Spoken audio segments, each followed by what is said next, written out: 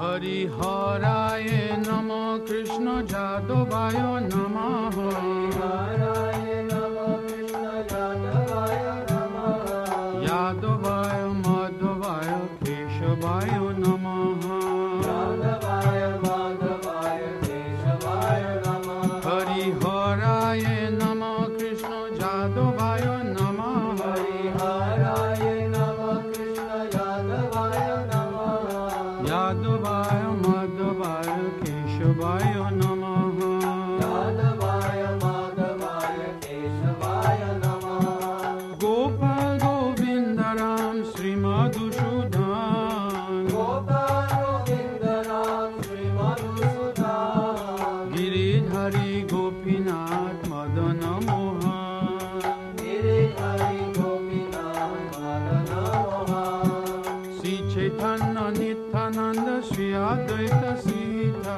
श्री चैतन्य नित्यानंद श्री अद्वैत सीता हरि गुरु वैष्णव भागवत गीता हरि गुरु वैष्णव भागवत गीता जय रूप सनातन भक्त रघुनाथ जय रूप सनातन भक्त रघुनाथ श्री जीव गोपाल भट्ट दास रघुनाथ श्री जीव गोपाल भट्ट दास रघुनाथ हे छाय गोसाई थोड़ी चरण बंधन हे छाय गोसाई थोड़ी चरण बंधन जहाँ होइते विघ्न नाश अभीष्ट पुराण जहाँ होइते विघ्न नाश अभीष्ट पुराण हे छाय गोसाई जार मुई तारदा ओम अज्ञानतिमिरान्धस्य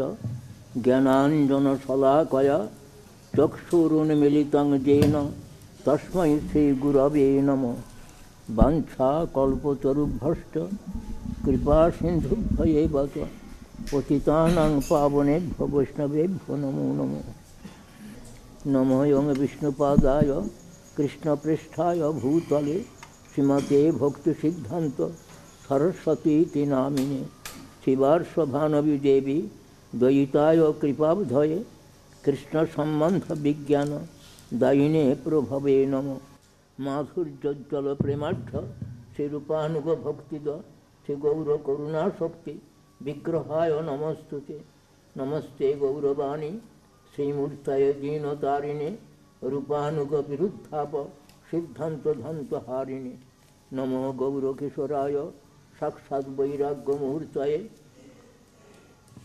विप्रलम्भर संबोधि पादाम्बुजाय ते नमो नमो भक्ति विनोदाय सच्चिदानंद नामिने गौर शक्ति स्वरूपाय रूपानुगवराय ते गौराविर्भाव भूमेस्तं निर्दिष्टा सज्जन प्रिय वैष्णव सार्वभौम श्री जगन्नाथाय ते नमो वाञ्छा कल्पतरुभ्यश्च कृपा सिन्धुभ्येव च पतितानां पावनेभ्यो वैष्णवेभ्यो नमो नमो नमो महावदन्याय कृष्ण प्रेम प्रदाय ते कृष्णाय कृष्ण चैतन्य नामने गौरतिशे नमो हे कृष्ण करुणा सिंधो दीनबंधु जगत्पते गोपेश गोपिका कांत राधा कांत नमस्तुते तप्त कांचन गौरांगी राधे वृंदावनेश्वरी वृषभानुसुते देवी प्रणमामि हरिप्रिये श्रीश्याम सुंदरं कृष्णं राधालिंगित विग्रहं यशोदानंदनं नौमि श्रीगोपीजनवल्लभं जयतां सुरतौ पंगोर मम मंदमतेर्गति मत्सर्वस्व पदाम्भोजौ राधा मदन मोहनौ दिव्यद वृंदारण्यकल्पद्रुमाध श्रीमद्रत्नागार सिंहासनस्थौ श्री राधा श्रील गोविंद देवौ पृष्ठालिभिः सेव्यमानौ स्मरामि सीमान रासरसारम्भि वंशीवट तटस्थित कर्षण वेणुशनैर् गोपीर्गोपीनाथ श्रीस्तुन श्रीकृष्ण चैतन्य प्रभु नित्यानंद श्री अद्वैत गदाधर श्रीवासादि गौर भक्तवृंद श्री नृसिंह जय जय नृसिंह प्रह्लादेश जय पद्मामुख पद्मभृंग नमस्ते नरसिंहाय प्रह्लादाल्हददायिने हिरण्यकशिपुर्वक्षशिलाटङ्कनखालये वागीशाजस्य वदने लक्ष्मीर्यस्य च वक्षसि यस्यास्ते हृदये संवित् तं नृसिंहमहं भजे। इतो नृसिंह परतो नृसिंह जतो जतो जामि ततो नृसिंह बहिर्नृसिंह हृदये नृसिंह नृसिंहमादिं शरणं प्रपद्ये। वृन्दायै तुलसीदेव्यै प्रियायै केशवस्य च विष्णुभक्तिप्रदे देवी सत्यवत्यै नमो नमः। नारायणं नमस्कृत्य नरं चैव नरोत्तमं देवीं सरस्वतीं व्यासं ततो जयम् उदीरयेत्। श्री श्री गुरु गौरांग गांधर्विका गिरिधारी गोपीनाथ जय श्री श्री शिष्मान महाप्रभु जय वृंदावनावनिपते जय सोम सोम मौले सनंदन सनातन नारदेभ्य गोपीश्वर ब्रजविलासी जुगांग्रि पद्मे प्रतिं प्रजाक्षनितरांग निरुपाधिकांग में कात्यायनी महामाये महाजगन्नदीश्वरी नंद गोपुसतं देवी पतिं में कुरुते नमः। जय श्री श्री वृंदावन धाम की जय। वृंदावन धामवासी भक्त वृंद की जय। जय श्री श्री वृंदा देवी कुंज की जय। जय समवेत त्रिदंडीपाक धन की जय। भक्त वृंद की जय। सकल के আমি যথাযোগ্য অভিবাদন করি সকলেই জয়যুক্ত হন। ভক্ত গোষ্ঠী সহিত গৌরাঙ্গ জয় জয় শুনিলে চৈতন্য কথা ভক্তি লভ্য হয়।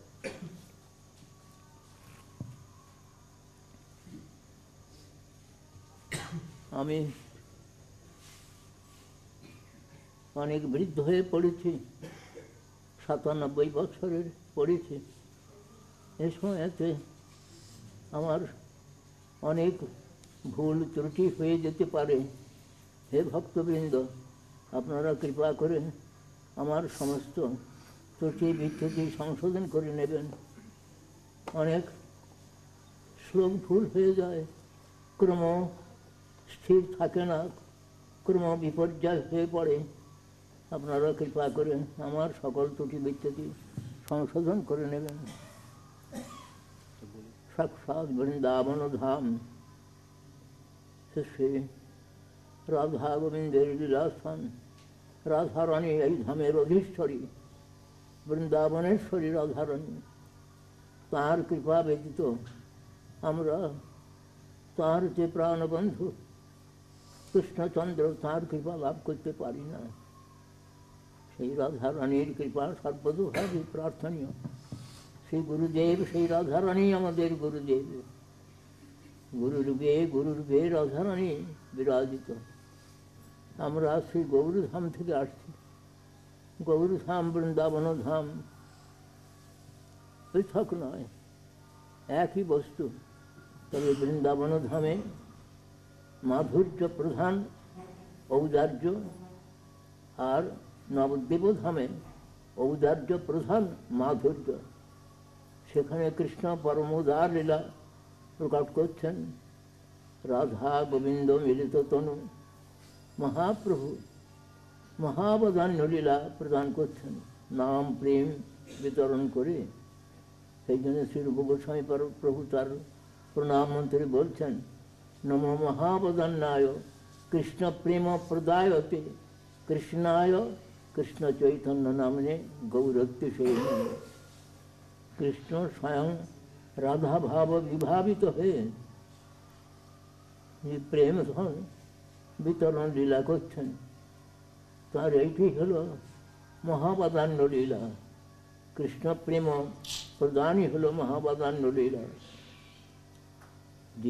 যে কৃষ্ণ প্রেম, ব্রজের যে প্রেম, যা কোনো যুগে অন্য কোনো অবতারের দ্বারা সেটা প্রদত্ত হয় নাই, বিতরিত হয় নাই। আজ স্বয়ং কৃষ্ণই রাধা ভাবকান্তি সুবলিত মহাপ্রভু শ্রী চৈতন্য রূপে সেই প্রেম প্রদান লীলা করছেন। তারই আনুগত্যে আমরা সেই গৌরধামে মহাপ্রভু আনুগত্যে আমরা বৃন্দাবনেশ্বর এবং বৃন্দাবনেশ্বরীর গুণগানে প্রবৃত্ত হবার। ছিল নরোত্তম ঠাকুর, তিনি মহাপ্রভুর প্রিয়তম। তিনি নরোত্তম ঠাকুর বলছেন, শ্রী গৌরমণ্ডল ভূমি যে বা জানে চিন্তামণি তার হয় ব্রজভূমে বাস। সেই মহাপ্রভুর শিক্ষা প্রথমে তিনি শিক্ষা প্রদান করছেন যে এই বৃন্দাবনেশ্বরী এদের কৃপা কীভাবে তো পাওয়া যায়, কিন্তু সেইটি বলছেন মহাপ্রভু। তিনি নিজে আচরণ করে শিক্ষা দিচ্ছেন। আপনি আচরই ধর্ম জীবের শিখায়, আপনি না কইলে ধর্ম শিখানো না যায়। নিজে বলছেন যে শ্রী ভগবানের নামই একমাত্র সেই রাধা গোবিন্দ সেবা প্রদানের অধিকার প্রদান করেন। নাম ও কৃপা ব্যতীত আমরা সেই রাধা গোবিন্দের কৃপা লাভে সমর্থ হতে পারব না। আর এই নাম গ্রহণ করতে হলে 10টি অপরাধ পদ্মপুরাণে বলেছেন, সেই 10টি অপরাধ শূন্য হয়ে এই নাম গ্রহণ করলে শীঘ্র শীঘ্র নামে প্রেমের উদয় হয়, নামের কৃপায় প্রেমের উদয় হয়। শ্রীমান মহাপ্রভু শ্রীমদ্ ভাগবতকে সর্বপ্রমাণ শিরোমণি বলে স্বীকার করেছেন। সেই শ্রীমদ্ ভাগবত শ্রবণের মধ্যে শ্রীমদ্ ভাগবত শ্রবণকেই সর্বশ্রেষ্ঠ বলেছেন। সেই শ্রীমদ্ ভাগবত অবলম্বনে আমি কয়েকটি কথা বলছি, আপনারা কৃপাপূর্বক শ্রবণ করুন। ভগবান বলছেন, সৃষ্টা পুরাণি বিবিধানি অজয়াত্মশক্ত্যা বৃক্ষান সরীসৃপ পশুন খগদন্দ শুকান তৈস্তৈর অতুষ্ট হৃদয় পুরুষং বিধায় ব্রহ্মাবলোকধীশন মুদমাপ দেব। অর্থাৎ শ্রী ভগবান নিজ মায়াশক্তিকে অবলম্বন করে, যোগ মায়াশক্তিকে অবলম্বন করে তিনি বহু সৃষ্টি করলেন। যে বৃক্ষ, সরীসৃপ, পশু, পক্ষী, কীট, পতঙ্গ বহু সৃষ্টি করেও তিনি আনন্দ লাভ করতে পারলেন না। কিন্তু যখন পুরুষ দেহ, এই মনুষ্য দেহটি সৃষ্টি করলেন, তখন তার বড় আনন্দ হলো। কেন না ব্রহ্মাবলোক ধীষণ, ব্রহ্মবস্তু অবলোকন করবার ধীষণা বুদ্ধি এই মনুষ্য শরীরেই প্রদত্ত হয়েছে। এই জন্য এই শ্লোকটির পরের শ্লোকেই বলছেন যে আমাদের গুরুপাদ পদ্মা যখনই হরিকথা বলতেন, প্রায় অধিকাংশ সময়তে এই শ্লোকটি বলতেন, লব্ধবা সুদুর্লভ মেদং বহু সম্ভবান্তে মানুষম অর্থদম অনিত্যম অপিহ ধীর চূর্ণং যকেত নপতে জন্মৃত্যু যাবন নিশ্চয়সায় বিষয় খলু সর্বতস্যাৎ। এইটার অর্থ হল এই, আমরা যে মনুষ্য জন্ম লাভ করেছি, এই জন্মের পূর্বে 80টি জন্ম আমাদের চলে গেছে। তাতে আমরা বৃহৎ বিষ্ণু পুরাণে শুনেছি আমরা যে জলযান অবলক্ষানি স্থাবরা লক্ষ বিংশতি কৃময় রুদ্র সংখ্যকা পক্ষিণ 10 লক্ষকা আর 300 লক্ষানি পশব আর 4 লক্ষানি মানবা, এই প্রকারটা করেছেন। অর্থাৎ 9 লক্ষবার জলজন্তু, তারপরেতে জলজন স্থাবরা লক্ষ বিংশতি, স্থাবর জন বৃক্ষ, পর্বত আদি এই সমস্ত সব জন্ম হলো 20 লক্ষবার। তারপরেতে আর পক্ষী জন্ম হলো 10 লক্ষবার। কৃময় রুদ্র সংখ্যা, রুদ্র হলো 11 রুদ্র, 11 লক্ষবার কৃমিকীট জন্মগ্রহণ করতে হয়েছে। এই প্রকারতে হলো আর 300 লক্ষানি পশব আর 30 লক্ষবার পশু জন্ম লাভ করতে হয়েছে। 9 লক্ষবার জলজন্তু, তারপরে জলযান অবস্থাবর আলক্ষ বিংশতি, গাছপালা পাহাড় পর্বত, এ হলো 20 লক্ষবার, 20 আর 9 29, আর 10 লক্ষবার হলো পক্ষী জন্ম, 39 আর 11 লক্ষবার হলো কৃমিকীট জন্ম, 39 11 50, আর 50 আর 30 লক্ষবার হলো পশু জন্ম 80, এই হলো 80 জন্ম। তারপরে 4 লক্ষ হলো মনুষ্য জন্ম। তো মনুষ্য জন্মের মধ্যে অনেক সময় তো অসভ্য বন্যজন্তু প্রায় মনুষ্য জন্ম কেটে গেছে, তারা নীতিও মানে না, নীতিও মানত না এবং ঈশ্বরও মানত না। নিরীশ্বর নির্নৈতিক জন্ম বলে। তো নীতিও মানে না, কাপড়খানা পরতে হবে, যে লজ্জা নিবারণ করবার জন্য কাপড়খানা পরতে হবে, তা সে তারা সেটা মানত না, নীতিও মানত না। তারপরে তার ঈশ্বর মানে না। ক্রমে ক্রমে ক্রমে ক্রমে নীতি মানতে শিখল, কিন্তু ঈশ্বর মানে না, তাদের বলে নিরীশ্বর নৈতিক। আবার যখন নীতিও মানতে লাগলো, ঈশ্বর মানতে লাগলো, তখন থেকে মনুষ্য জীবনের প্রকৃত সৌন্দর্য আরম্ভ হলো। তবে কতক আবার কর্ম মানে, কত জ্ঞান মানে, কত যোগ মানে, কিন্তু হরিভক্তি বড়ই সুদুর্লভ, সেইটি বিশেষভাবে আমাদের চিন্তার বিষয়। এই সুদুর্লভ মনুষ্য জন্ম লাভ করে আমরা যে আবার পরবর্তী সময়েতে আবার এই মনুষ্য জন্ম লাভ করতে পারবো, তার কোনো নিশ্চয়তা, গ্যারান্টি কেউ দেন নাই। শাস্ত্রে কর্মানুযায়ী আমাদের বিভিন্ন জনি লাভ করতে হয়। ডারউইন বলে একজন ছিলেন, তিনি বলতেন ইভলিউশন থিওরির কথা, ক্রমবিকাশবাদ, কিন্তু এখন আবার সেটা বদলে গেছে। এখন সকলে বুঝেছেন কর্মানুযায়ী মনুষ্য জীবন থেকেও অধঃপতন হয়, কীটপতঙ্গ জন্ম হয়, বিষ্ঠার কৃমি কীট হয়ে জন্মগ্রহণ করতে হয়, যদি ভগবানের আদেশ মতন না চলা যায়।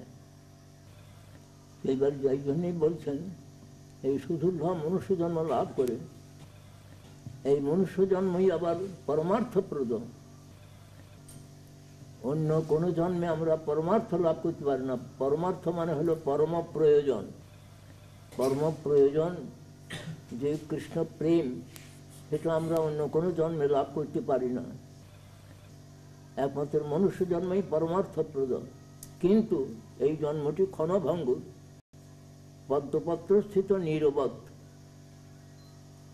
এই জন্যে যারা প্রকৃত বুদ্ধিমান, ধীর বিচক্ষণ বুদ্ধিমান, তারা তাদের চিন্তাধারা হয় এই প্রকার, যেহেতু এই মনুষ্য জন্মই পরমার্থপ্রদ, সুতরাং তূর্ণং যথেত ন পতেত ন মৃত্যু যাবন নিঃশ্রেয়সায় বিষয় খলু সর্বতস্যাৎ। জড় বিষয় রূপ রস শব্দ গন্ধ স্পর্শ, এটা জড় বিষয় বলে। এই জড় বিষয়, পাঁচটি জড় বিষয় সব জন্মেই এটা ভোগ করা যেতে পারে, কিন্তু এই পরমার্থ লাভের যে জন্যে, নিশ্চয় পরমমঙ্গল লাভের জন্য এই মনুষ্য জন্ম ছাড়া আর অন্য কোনো উপায় নাই। সুতরাং যত শীঘ্র পারো সেব গোবিন্দ চরণ। এই জন্য বলছেন তূর্ণং যথেত, কালমাত্র বিলম্ব না করে পরমার্থ লাভের জন্যে যত্নবান হও, পরম প্রয়োজন লাভের জন্য যত্নবান হও। এই জন্যে আমাদের এই মনুষ্য জীবনটি কখনো হেলায় নষ্ট করা উচিত নয়। যারা বুদ্ধিমান ব্যক্তি তারা এই বিচারটি করেন যে কালমাত্র বিলম্ব না করে আমরা পরমার্থ লাভের জন্য যত্নবান হব। আমাদের দেশের থেকে বিলাতে তারা সমস্ত বড় বড় বৈজ্ঞানিক রয়েছেন, সকলেই আমাদের দেশের লোক, সে তাদের কাছে বিজ্ঞান অনুসরণ করতে যায়, নানা প্রকার বৈজ্ঞানিক বিচার তারা গ্রহণ করতে যায়। কিন্তু পরমার্থ বিজ্ঞানটি হলো আমাদের যে প্রয়োজন, সেইটি আমাদের বিশেষভাবে অনুভব করা দরকার। সকল দেশের এইটা হচ্ছে প্রয়োজন। দেখুন, এই আমাদের যে হস্তপদাদ ইন্দ্রিয় ভগবান দিয়েছেন, একটা জিনিস আছে, সেটা যদি এখান থেকে উঠে যায় তাহলে এসব মৃত সব হয়ে যায়, এর কোনো ক্ষমতা থাকে না। কিন্তু সেই আত্মার বিচারটি কি, সে আমরা বৈজ্ঞানিকদের মধ্যে সেই বিচারটা আমরা বিচার করতে দেখি না। তারা সমস্ত সব করছেন, সবই করছেন বটে, কিন্তু আত্মার বৃত্তিটা কি সেই বিষয়টাই আমাদের যে মহাপ্রভু নিজজন, ভগবানের নিজজনগণ, তারাই ব্যাসসুকাদি মহাজনগণ সেই বিচারটা আমাদের প্রদান করেছেন যে আত্মার ফাংশনটা কি। অন্যান্য ইন্দ্রিয় যার যে থাকলে অন্যান্য ইন্দ্রিয়ের বল থাকে, বল বুদ্ধি প্রভৃতি যা কিছু বলুন সমস্ত সব থাকে, সেই জিনিসটা না হলে এইগুলো কিছু কোনো কাজের হয় না। সেই জিনিসটার সম্বন্ধে বিশেষভাবে আমাদের কি আলোচনা করা কর্তব্য নয়, এইটি আমাদের বিশেষ বিজয়। এই আত্মার বৃত্তি সম্বন্ধে আমাদের মহাজনগণ তারা যে সমস্ত কথা বলছেন সেই সমস্ত আমাদের পুনঃ পুনঃ আলোচ্য বিষয়। সেইটি আমাদের যে পরম ধর্ম, এই কথাটা এই শ্রীমদ্ ভাগবতে বলছেন। শ্রীমদ্ ভাগবত প্রথমেই বলছেন ধর্মটি হলেন প্রচ্ছুত কৈতব্য পরম ধর্ম শ্রীমদ্ ভাগবতে নির্মিত হয়েছে। প্রচ্ছুত মানে প্রকৃষ্টরূপে উদ্ধৃত তিরস্কৃত হইয়াছে, কৈতব কপটতা যাহা হইতে। আমরা গত পর্বে বলেছিলাম যে এই পরম ধর্মটি শ্রীমদ্ ভাগবতে নির্মিত হয়েছে, তাতে কোনো কপটতা, আত্মবঞ্চনা, পরবঞ্চনা এ সমস্ত সব নাই। কপটতা হলো বলেছেন আমাদের কবিরাজ গোস্বামীর কথা আমি বলেছিলাম, সেটা অজ্ঞানতম, অজ্ঞান অন্ধকার, সেইটি হলো কৈতব কপটতা। এটা কৃষ্ণ আর কৃষ্ণ ভক্তি ছাড়া অন্য যা কিছু কামনা বাসনা সেইগুলো কপটতার মধ্যে সবই। সেই জন্য আমরা আত্মেন্দ্রিয় প্রতিবাঞ্ছা ও কৃষ্ণেন্দ্রিয় প্রতিবাঞ্ছা এই দুটোর দৃষ্টি কবিরাজ গোস্বামীর আনুগত্যে আমরা প্রদর্শন করেছিলাম। আমাদের শাস্ত্রকে বলেছেন যে আহার ও নিদ্রা ভয়ময় সুনঞ্চ সামান্যমেত পশুবীর নরানাং ধর্মহিতে সাং অধিক বিশেষ ধর্মেণ হীনা পশুভীর সমানা। তার অর্থ হলে এই আহার, নিদ্রা, ভয় এবং সন্তান জন্ম, সন্তান উৎপাদন আদি, এটা পশু পক্ষী কীট পতঙ্গ এবং মনুষ্য সকলেরই আছে। এই চারটি নিয়ে মনুষ্য গর্ব করতে পারেন না আমরা পশুর দিকের মধ্যে শ্রেষ্ঠ, পশু হতে শ্রেষ্ঠ আমরা, এ সকলের মধ্যে আছে। ধর্মই হলো বৈশিষ্ট্য, হলো ধর্ম নিয়ে। সেই ধর্মহীন মানব পশু অপেক্ষা অধম। শ্রীমদ্ ভাগবতেই সেই পরম ধর্মের কথা বলেছেন। আর এই শ্রীমদ্ ভাগবতেই যে পরম সত্য বাস্তব বস্তু, যিনি পরম মঙ্গলপ্রদ, এবং আমরা যে তাপত্রয়ে জ্বলে পড়ে মরছি, সেই তাপত্রয় উন্মূলক, তাপত্রয় উন্মূলন করে দেন, এইটি শ্রীমদ্ ভাগবতে বিশেষভাবে বর্ণিত হয়েছে। আর বলছেন এই শ্রীমদ্ ভাগবত প্রথমে নারায়ণ মুনি তিনি চতুর্শ্লোকী আকারে এই শ্রীমদ্ ভাগবত বলেছিলেন। সেইটি ব্যাসদেব 18,000 শ্লোকে বিস্তৃত করে বর্ণন করেছেন। এই জন্য বলছে ধর্ম প্রচিত হইত উত্তর পরম নির্মৎসরানাং শতং। আর এই ধর্ম নির্মৎসর সাধু ব্যতীত এই ধর্মের মর্ম অনুভব করতে পারবেন না। মৎসরতা মানে হলো পরস্ত্রী কাতরতা। আমাদের গুরুদেব বলছেন কাম, ক্রোধ, লোভ, মোহ, মদ অত্যন্ত প্রবল হলে তাতে মাৎসর্য আসে, পরস্ত্রী কাতরতা, পরহিংসা এই সমস্ত আসে তাতে।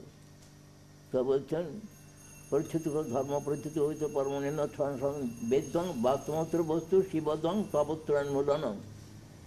এই শ্রীমদ্ ভাগবতে প্রথম শ্লোকে বলছেন সত্যং পরং ধীমহি।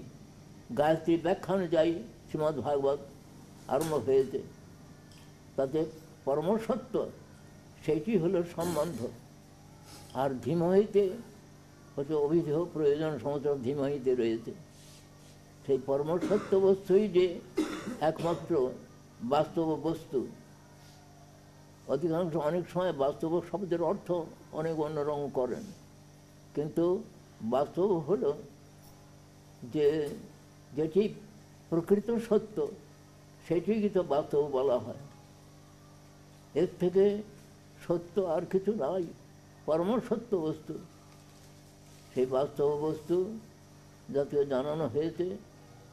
আর বেদম বাস্তব বস্তু শিবদম তাপদম শ্রীমদ্ ভাগবত মহামণি কৃতে কিংবা পরেশ্বর। এই মহামণি নারায়ণ প্রথমে চতুর্স্বর্গের বিবর্তন করেছিলেন, তারপরে বেদব্যাস 18,000 শ্লোক রূপে বর্ণন করেন।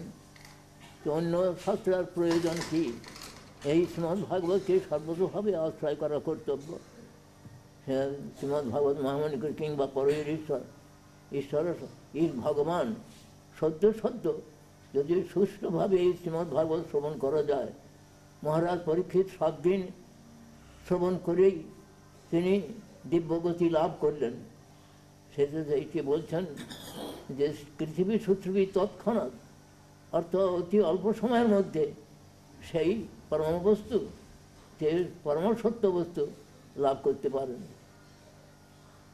এইটি মঙ্গলাচরণ শ্লোক বলা হয়। প্রথম হল নমস্কার শ্লোকে পরমসত্য আমরা ধ্যান করি।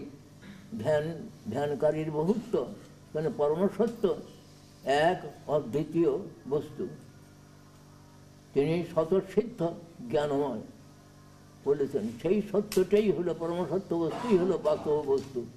সেই বাস্তব বস্তুই হলেন কৃষ্ণ। তিনি সর্বেশ্বরেশ্বর, তিনি হলেন বাস্তব বস্তু। তাঁর আরাধনাতেই পরম মঙ্গল লাভ হয়। যেন শিবদ তিনি মঙ্গলপ্রদ বললেন। আর সেইটি আমাদের তাপত্রয়ের যে আধ্যাত্মিক, আদিভৌতিক, আদিদৈবিক এই যে তাপত্রয়, এর মূল পর্যন্ত উৎপাটন করে দেন। এই বাস্তব বস্তুর আরাধনাতেই তাপত্রয়ের মূল উৎপাটিত হয়ে যায়। এই আরাধনার আভাসেতেই হয়ে যায়। আরাধনাতে সাক্ষাৎ পরম প্রয়োজন প্রেম লাভ হয়।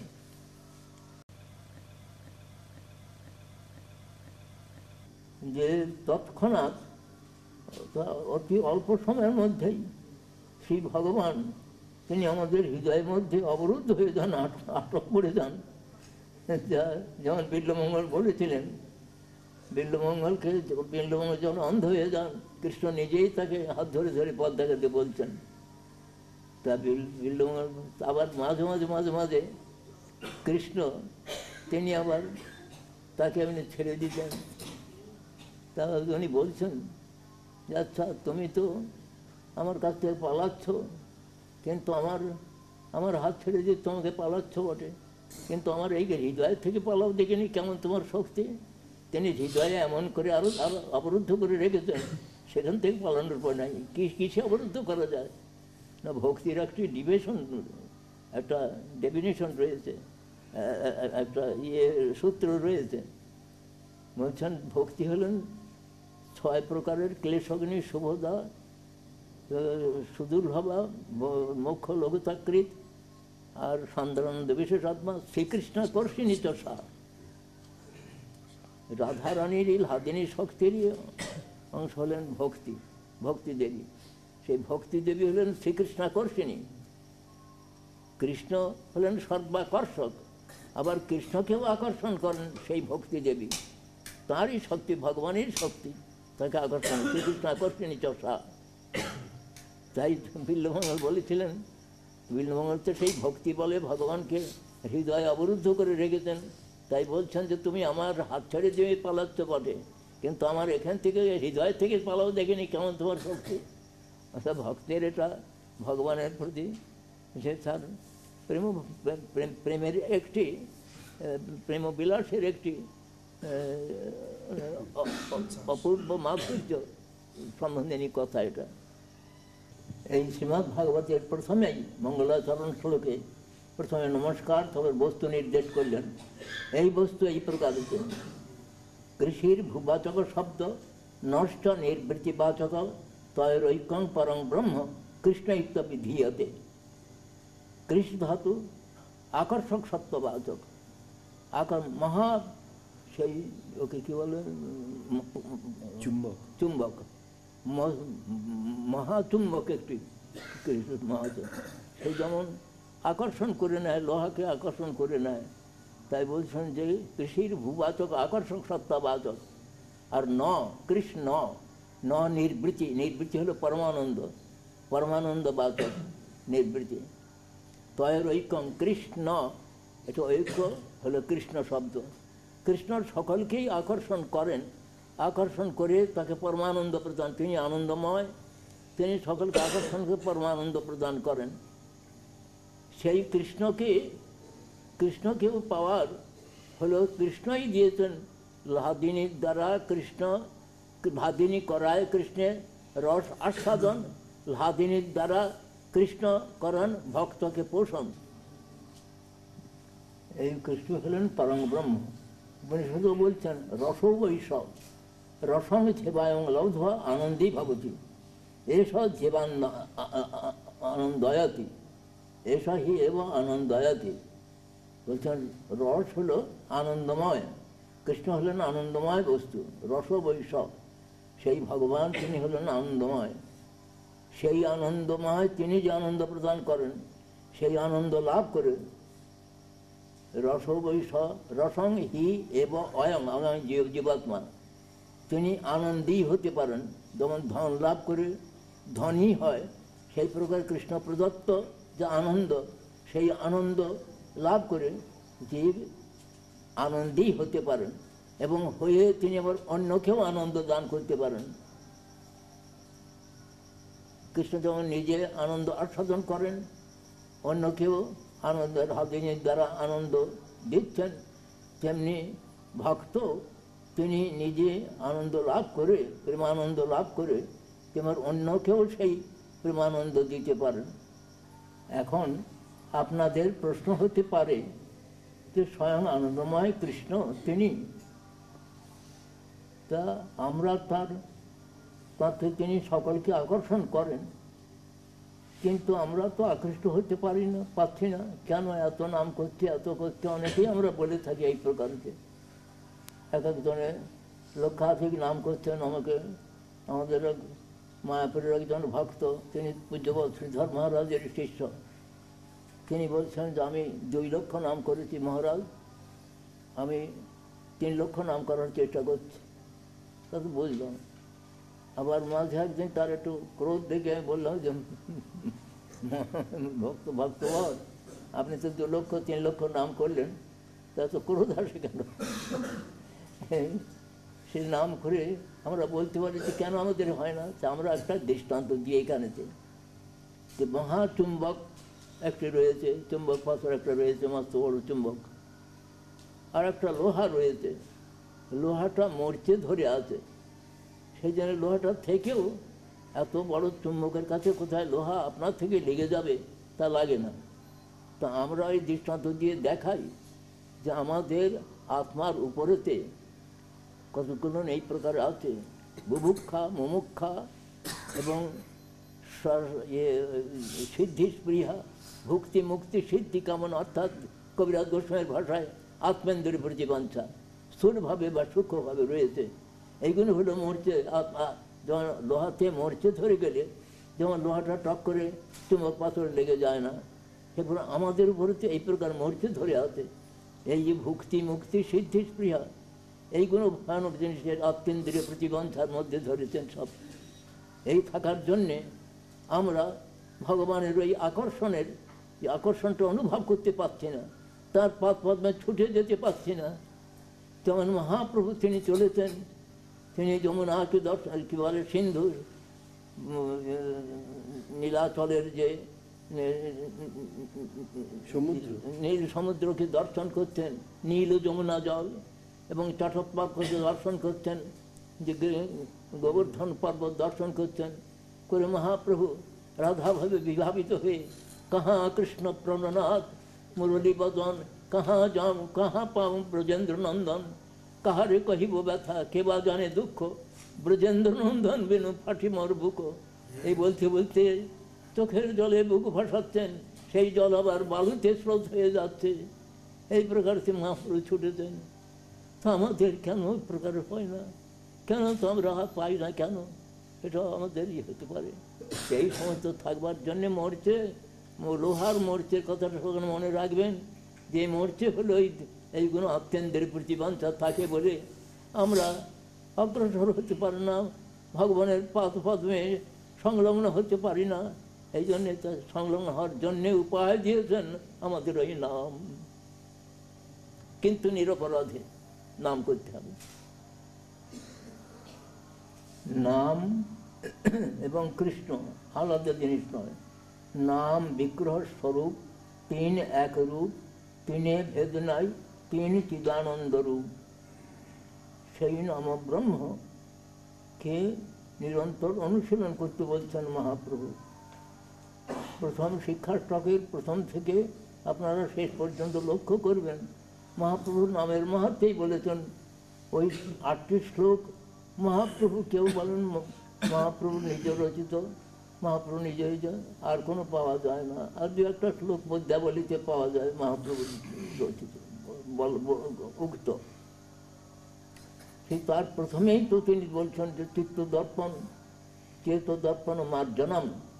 নামটি তিনি কি করেন, চিত্তরূপ যে দর্পণকে মার্জিত করে দেন। তখন আমরা ষষ্ঠরূপ পরস্বরূপ দর্শন বা অনুভবের সৌভাগ্য লাভ করতে পারি।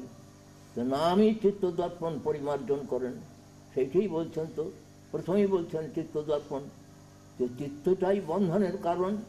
যখন সে ত্রিগুণের দ্বারা আসক্ত হয় তখন তো সেটা বন্ধন। আর যখন সেই পরম পুরুষের যখন চিন্তায় রত হয় তখনই তার মুক্তি হয়। তাই বন্ধন, চিত্তই বন্ধন এবং চিত্তই মুক্তির কারণ। তো সেইটি আমাদের বিশেষভাবে চিন্তার বিষয়। যে নাম গ্রহণ করছি কিন্তু নামেতে তো কোনো উপায় পাচ্ছি না, তো কিছুই হাতে মালা আছে, ঠক ঠক করছে। আমাদের যে ভক্তি প্রদীপ তীর্থ মহারাজ, আমাদের জ্যেষ্ঠ গুরু ভ্রাতা, তিনি বলছেন ঠকাস তো ঠকিস না, ঠকাস তো ঠকিস না। তিনি একটু করে বলতেন আর কি, আমাদের নিজে ঠকতে চাচ্ছি না, অপরকে ঠকাবো, নিজে ঠকতে চাচ্ছি না। এই এবারে ঠক ঠক করে নাম করলেই তো নাম হয় না, নামের অপরাধ হয়ে যাচ্ছে নানা প্রকারেতে। আমরা দার্শনিক ভাষায় বলছি বটে, কিন্তু নানা রকম ভোগস্পৃহা ত্যাগস্পৃহা সমস্ত আসছে। জীবের স্বতন্ত্রতা একটা আছে, স্বতন্ত্রতার অপব্যবহার করছে, এই জন্যে সেটা তো আর সব হচ্ছে না। সেই জন্যে আমরা কিছুদিন নাম ঠাম করে তখন অন্য মার্গে চলে যাই, ভোগমার্গে চলে যাই। কেবল ত্যাগমার্গে চলে যেতে ত্যাগটাও ছেড়ে দিয়ে আবার ভোগমার্গে ধরেন, এই সময় নানা রকম উলট পালট হতে থাকে। সুতরাং অপরাধ, বিশেষ করে অপরাধের দিকে বিশেষভাবে লক্ষ্য থাকার দরকার। লক্ষ্য না থাকলে মানুষের অধঃপতন অনিবার্য। এই হল নমস্কার। বস্তু নির্দেশ কথাতেই কতক্ষণ একটু বাড়িয়ে বললাম। আর তারপরে তৃতীয় মঙ্গলাচরণ হলো আশীর্বাদ। নমস্কার বস্তুতে, সেই পরমবস্তুতে নমস্কার। পরমবস্তুর নির্দেশ করছেন নিরস্ত কুহক সত্য, সেইটি বিশেষভাবে নির্দেশ করছেন, বস্তু নির্দেশ। আর নমস্কার করছেন নিগম কল্পতরর গরিতং ফলম সুখমুখাদ অমৃতদ্রব সংযুতম পিবত ভাগবতং রসমালয়ম মুহু রহ রসিকা ভুবি ভাবুকা। এইটা হলো আশীর্বাদ করছেন। এই বলে, হে রসবিশেষ ভাবনা চতুর্ভক্তবৃন্দ, হে রসবিশেষ ভাবনা চতুর্ভক্তবৃন্দ। সেই নিগম কল্পতরু, নিগম হলেন বেদ।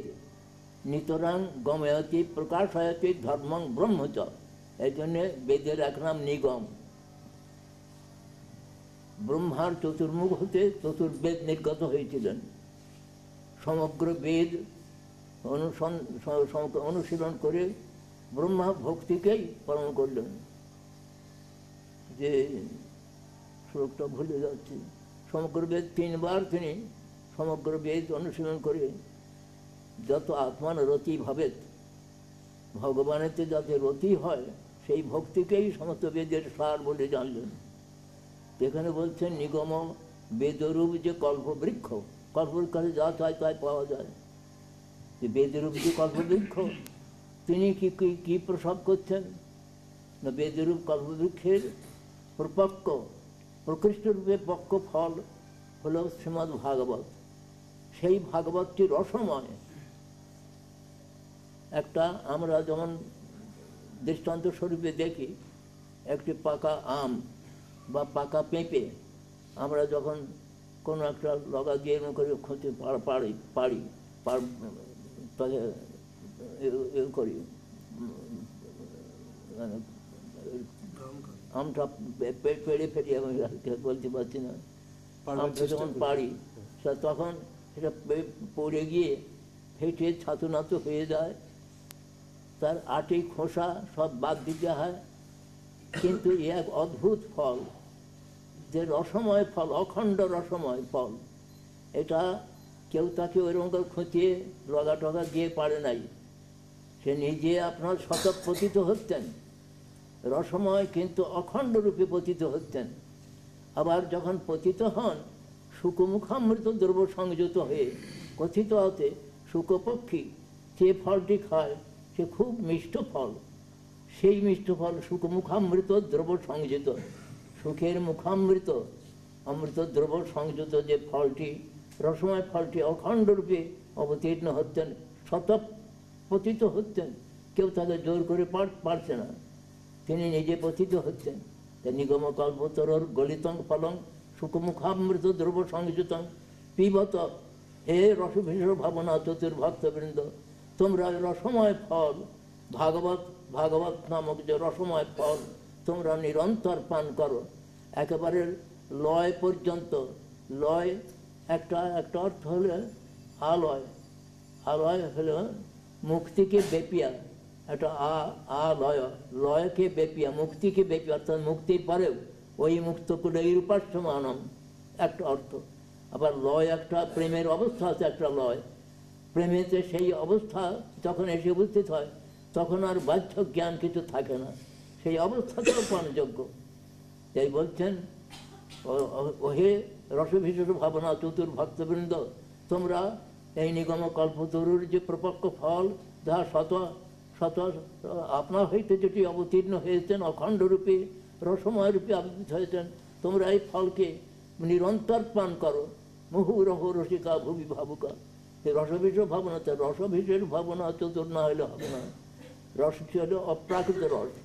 এই রসটা জড়রস হলো, জড়রসটাকে অতিক্রম করে ব্যতিত্ব ভাবনাবর্তমান জড় চিন্তাস্থকে অতিক্রম করে ব্যতিত্ব ভাবনার যার চমৎকার ভারভ, যে চমৎকার যে পরিপূর্ণ যে ভূমিকা, শুদ্ধ সত্য ভূমিকা আছে, সেখানে এই অপ্রাকৃত রসটি আস্বাদনের বিষয় হয়।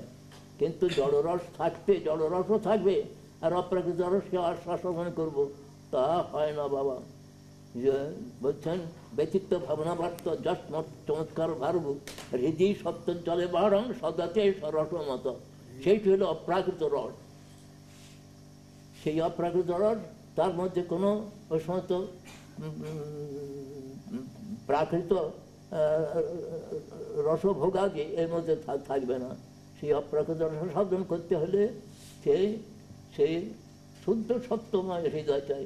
হৃদয়টা শুদ্ধ সত্য কি করে হয় সেটাই বলছেন।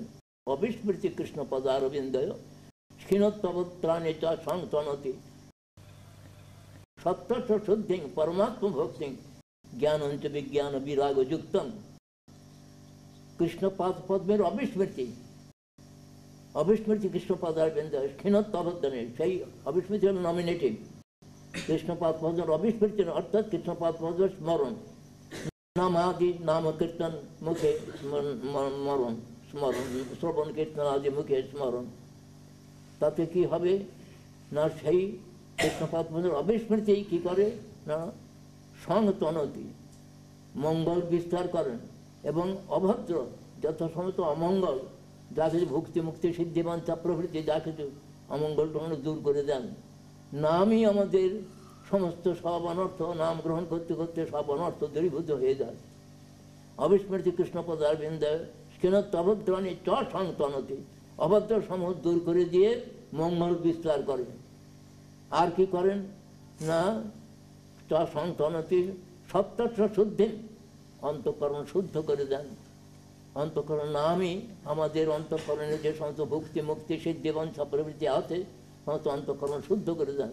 সপ্তশ শুদ্ধি পরমাত্ম ভক্তি, ভগবানের যে ভক্তি আত্মার নিত্যাবৃত্তি সেইটা উন্মেষিত করে দেন পরমাত্ম ভক্তি। জ্ঞানঞ্চ বিজ্ঞান বিরাগযুক্ত, বিজ্ঞান হলো অনুভূতি সহিত যে জ্ঞান, তার নাম হলো বিজ্ঞান, এবং বিরক্তি জনিত যে জ্ঞান সেটি উদ্ভাবন করেন। জ্ঞানঞ্চ বিজ্ঞান বিরাগযুক্ত যে জ্ঞান সেটি প্রদান করেন। আমাদের শ্রী চৈতন্য ভাগবত রচয়িতা, তিনি নিজেকে পরিচয় দিয়েছেন নিত্যানন্দ প্রভুর শেষ ভৃত্য বলে, সেই বৃন্দাবন দাস ঠাকুর। তিনি লিখছেন যে চারি বেদ দধি ভাগবত নবনীত, মথিলেন শুক খাইলেন পরীক্ষিত। চারি বেদকে দধির সঙ্গে তুলনা দিচ্ছেন। চারি বেদ রূপ দধি মন্থন করলেন সুখদেব গোস্বামী, মন্থন করে নবনীত পেলেন, ভাগবত হলেন নবনীত। অর্থাৎ সমস্ত ভাগবত হলেন সমস্ত গ্রন্থের, যেমন বেদ হলেন সকলের মূল, বেদ সদা সিদ্ধ বস্তু, বেদ সাক্ষাৎ ভগবান, বেদ ও নারায়ণ স্বয়ং, সাক্ষাৎ নারায়ণ ভগবানে তিনি বেদরূপে আবির্ভূত। বেদ অপৌরুষীয়, কোনো পুরুষ রচিত নন। সেই বেদের বেদরূপ যে নিগম কল্পতরু, বেদরূপ যে কল্পতরু কল্পবৃক্ষ, তার প্রপক্ষ ফল শ্রীমদ্ ভাগবত। এই প্রকার যে তাতে কোনো প্রকার আর মলিনতা কিছু প্রকার নাই। তিনি অমল প্রমাণ স্বরূপ, তিনি আবির্ভূত হলেন। দধি মন্থন করে যেমন নবনীত পাওয়া যায়, সেই বেদরূপ দধি মন্থন করে সেই প্রকারতে সুখদেব নবনীত স্বরূপ যে শ্রীমদ্ ভাগবত রসামৃত তো মহারাজ পরীক্ষিতকে পান করালেন। আবার সেই সুখ পরীক্ষিত সংবাদ শ্রবণ করে সুখমুখে পরীক্ষণ করে উগ্রশ্রবা সুত নৈমিষারণ্যে তিনি 60,000 সৌনকাদি ঋষিকে সেই ভাগবতামৃত বিতরণ করলেন। সেই ভাগবতামৃতই গুরু পরম্পরাক্রমেতে আমাদের কাছে আসছে। আমরা সেই অমৃতের পাত্র হয়েও আমরা অমৃত থেকে বঞ্চিত হয়ে যাচ্ছি। যাতে সেই অমৃত আস্বাদন করতে পারি, তার জন্য আমাদের গুরু বৈষ্ণবের কৃপা বিশেষভাবে অন্বেষণ। স্বর্গের দেবতারা তাদের অমৃতের বিনিময়ে যখন বদ্রীনারায়ণ ক্ষেত্রেতে সনাতন চতুষ্ষণ যখন সনত কুমার তিনি যখন ভাগবত ব্যাখ্যা করেন, সেই সময় ভক্তি দেবী তিনি বৃন্দাবনে বৃদ্ধা হয়ে গিয়েছিলেন। এখানে একেবারে খুব ষোড়শী যুবতী রূপ ধারণ করলেন ভক্তি দেবী। তার জ্ঞান বৈরাগ্য এই পুত্রদ্বয় যারা সব বৃন্দাবনেতে একেবারে বৃদ্ধ হয়েছিল, না বৃন্দাবনে ভুল হতো, বৃন্দাবনে ভক্তি দেবী তিনি ষোড়শী যুবতী, তাদের জ্ঞান বৈরাগ্যের মাতা। কিন্তু তার দুটি ছেলে জ্ঞান বৈরাগ্য তারা আবার বুড়ো হয়ে গেছিল। নারদ তাদের অনেক চেতন করে সাড়া পেলেন না। তারপরে চেতন করবার জন্য তিনি এলেন। এখানে সনাতনের মুখে নারদ ভক্তি ভাগবত শ্রবণ করতেন। সেই ভাগবত শ্রবণ করে ভক্তি দেবী এবং তার ছেলে সমস্ত তারা যুবতী রূপ ধারণ করলেন। সেই সময়তে দেবতারা এসেছেন তাদের স্বর্গের অমৃতের বিনিময়ে এই ভাগবত অমৃত দান করতে। তারা বলছেন না, এই অমৃত ভাগবত স্বর্গের অমৃতের সঙ্গে তার তুলনা হতে পারে না, আমরা এই ভাগবত অমৃত তোমরা পাবে না। তো ভাগবত অমৃত দেশে দেবতারা তাঁদের বিচার নিয়ে তারা এই ভাগবত অমৃত আস্বাদন করবার যোগ্যতা লাভ করতে পারেন না। আবার আমাদের স্কন্দ পুরাণেই বোধ হবে শরীর মধুর মথুর মেতন মঙ্গলং মঙ্গলানাং সকল নিগমবল্লী সৎফলং চিৎ স্বরূপম। এখানে বলছেন বেদ কল্পবৃক্ষের সৎফল চিৎ স্বরূপ, চিন্ময় নিত্য ফলস্বরূপ হলেন এই নামরূপ যে নামামৃত যে সেটি হলো বেদ কল্পবৃক্ষের সৎফল, চিন্ময় নিত্য ফল এখানে বলছেন। নামকেই মধুর মধুর মেতন মঙ্গলং, সমস্ত মঙ্গলেরও মঙ্গল স্বরূপ। মধুর হতেও মধুর, তথা হতে মধুর, মধুর মধুর ক্রমেতে মধুর হইতে মধুরতর, ক্রমেই মাধুর্য, যত গ্রহণ করা যাবে ততই মাধুর্য। আমরা সেই মাধুর্য আস্বাদন করতে পারি না, কিন্তু এই নামেতে মাধুর্য রয়েছে।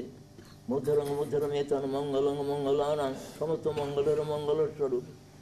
সকল নিগম বলি, সমস্ত বেদরূপ কল্পলতিকার, বেদরূপ কল্পলতিকার চিন্ময় সে নিত্য ফলস্বরূপ। এই শ্রীমদ্ ভাগবত কে বলে শ্রীনাম, নাম ব্রহ্ম। বেদের বেদের বেদকল্পতরুর এটি বেদকল্পলতিকার নিত্য ফলস্বরূপ হলেন নাম। এই নাম একবার যদি গ্রহণ করা যায়, সকলে বিপরীত শ্রদ্ধা সহকারে হোক, আর হেলাতে, হ্যাঁ হেলা মানে হলো হয়তো কথা বলতে বলতে হরে কৃষ্ণ বলে উঠলাম, বা হাই তুলতে তুলতে হরে কৃষ্ণ বলে উঠলাম, এই করে বলে, কিন্তু নিন্দা সূচক নয়। তাতে কি হয়, শ্রদ্ধা হেলা বা হৃব নরমাত্রং তারাতে, নরমাত্রকে এই কৃষ্ণ নাম উদ্ধার করে দেন, এতে দৃঢ় বিশ্বাস চাই। এই জন্য তাহলে ভাগবত হলো ফলস্বরূপ, বলছেন রসময় ফলস্বরূপ হলেন ভাগবত। আবার এখানেও বলছেন সেই শ্রীমদ্ ভাগবতের নামের মহিমাও তো প্রথম থেকে শেষ পর্যন্ত প্রচুর পরিমাণে বলেছেন। আবার শেষে সর্বশেষ শ্লোকটি হলো নাম সংকীর্তন যস্য সর্ব পাপ প্রণাশনম প্রণাম দুঃখ সমানস্তং নমামি হরিং পরম। একবার তাহলে বেদের কল্পবৃক্ষের ফলস্বরূপ হলেন, রসময় ফলস্বরূপ হলেন ভাগবত। আবার ওই বেদরূপ কল্পবৃক্ষের কল্পলতিকার সৎফল চিৎস্বরূপ চিন্ময় সৎফল হলেন, নিত্য ফলস্বরূপ হলেন নাম। তাহলে ভাগবতেই সেই নামের মহিমা বিশেষভাবে বলছেন। এই জন্য শ্রীমৎ মহাপ্রভু শ্রীমৎ ভাগবতকেই প্রমাণ শিরোমণি গ্রহণ করে নামই তিনি মহাপ্রভু প্রচার করতেন। মহাপ্রভু স্বতন্ত্রভাবে যে কিছু বলছেন না। আর গীতাতেও ভগবান বলছেন যে সমস্ত বেদ্যবস্তু আমি, বেদ হচ্ছে সর্বব্রহ্ম বেদ্য, বেদান্ত কর্তা।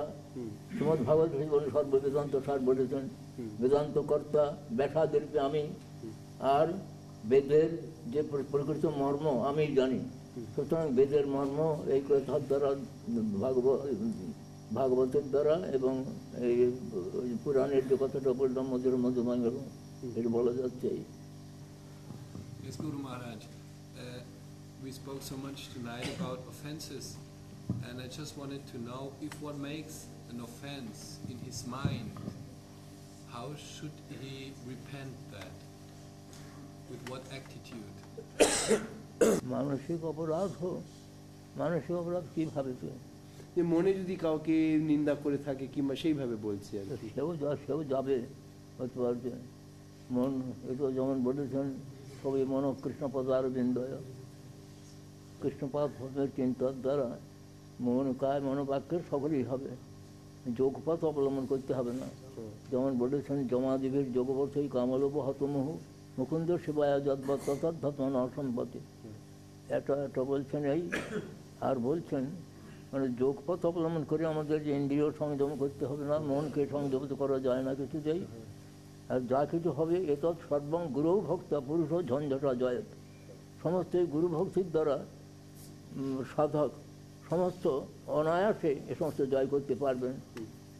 মন প্রভৃতি ইন্দ্রিয় সব জয় করতে পারবেন, অন্য পথ অবলম্বন করতে হবে না।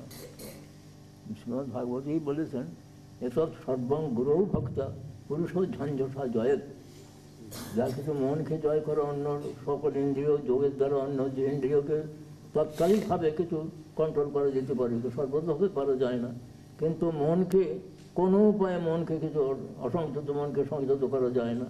সেই মনকে সংযত হলে গুরু ভক্তি একান্ত দরকার। শ্রীমদ্ ভাগবতে তৃতীয় স্কন্ধ বলা হচ্ছে যে বিজিতের হিসিক পায় ভিরদান্ত মনস্তুরগং জয় যতন্তি যন্তম অতি লোলং পায়াখিত ব্যসন শতান্বিত সমবহায় গুরুশ্চরণম বনি জয়ী বাজ সন্তকৃত কর্ণধার জলধৌ। এই দৃষ্টান্ত দ্বারা শ্রুতিস্তবেতে এই শ্লোকটি আছে, তার টিকাতে দেখবেন ওই তৎসদ্বং গ্রহ ভক্ত পুরুষ জঞ্জর জয় তাতে তাতে বলছেন যে প্রাণায়ামাদি অবলম্বন করে ইন্দ্রিয়কে কিছু পরিমাণে জয় করা যায়, কিন্তু মন রূপ যে তুরঙ্গম একেবারে যে পক্ষীরাজ ঘোড়া, সে তাকে কিছুতেই সংযত করা যায় না, অন্য কোনো উপায়ে যোগাদি কোনো পন্থা অবলম্বন করে করা যায় না। তাকে সংযত করতে হলে একমাত্র গুরু ভক্তি। তার দৃষ্টান্ত দিচ্ছেন, বণিক পণ্যদ্রব্য পরিপূর্ণ জাহাজ নিয়েছে, কিন্তু নাবিক স্বীকার করে নাই। নাবিক বসে থাকে উত্তর দিকে, নাবিকের এটা কম্পাসটা উত্তর দিকে থাকে, তো সে যেখানে কোনো একটা অ্যাঙ্গেল ফার্ম করেছে, এই অ্যাঙ্গেলের যে একটা হিডেন রক রয়েছে সেটা বণিক নাবিক দেখে, কিন্তু নাবিক স্বীকার না করলে বণিকের জাহাজ যেমন বিপন্ন হয়ে যায়, সেই প্রকারেতে গুরুপাদ পদ্মকে গুরুপাদ একমাত্র অবলম্বন আমাদের সদ্গুরু পদ অবশ্য। বলছি বৃন্দাবন ধামে জ্ঞান আর বৈরাগ্য যুবক হলো না কেন? ভক্তিদেবী যুবক হলেন। ভক্তি দেবীরই তো ইয়ে হলো না, এখানে জ্ঞান বৈরাগ্য যখন ভক্তির সাহচর্য পেলে তখন সকলেই জ্ঞান বৈরাগ্য ইয়ে হতে পারেন। ওখানেতে যে ভক্তির ইয়ে পেলেন কিনা সেখানে হলো, এখানে জ্ঞান বৈরাগ্যের এখানেতে বৃদ্ধাবস্থা। আর ওখানেতে যে যখন ভাগবত অমৃত পাঠ করলেন তখন সকলেরই সমান অবস্থা হইল। মানে ভক্তি মুখ্য নিরীক্ষক কর্মযোগ জ্ঞান বাসুদেবে ভগবতী ভক্তি যোগ প্রযোজিত জন তাসু বৈরাগ্য জ্ঞান অহেতুকম। তাহলে ভক্তির পুত্রোদ্বয় ওখানেতে শুনছেন তো। হরিহরায় নমঃ কৃষ্ণ যাদবায় নমঃ,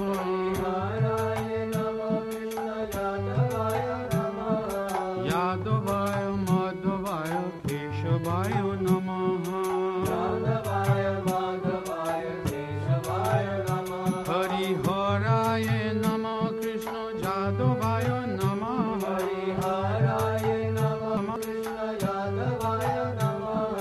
যাদবায় মাধবায় কেশবায় নমঃ,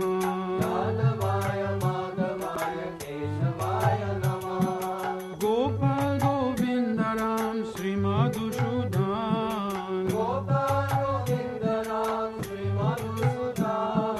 গিরিধারী গোপীনাথ মদন মোহন,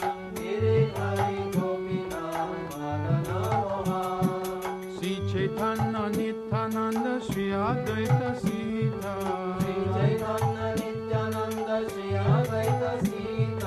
হরি গুরু বৈষ্ণব ভাগবত গীতা,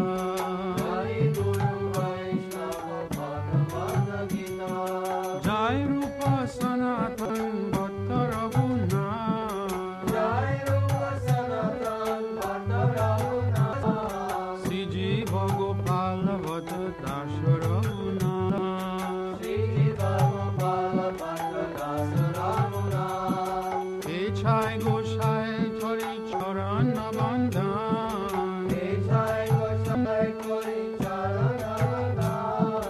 যাহা হইতে বিঘ্ন নাশ অভীষ্ট পুরাণ,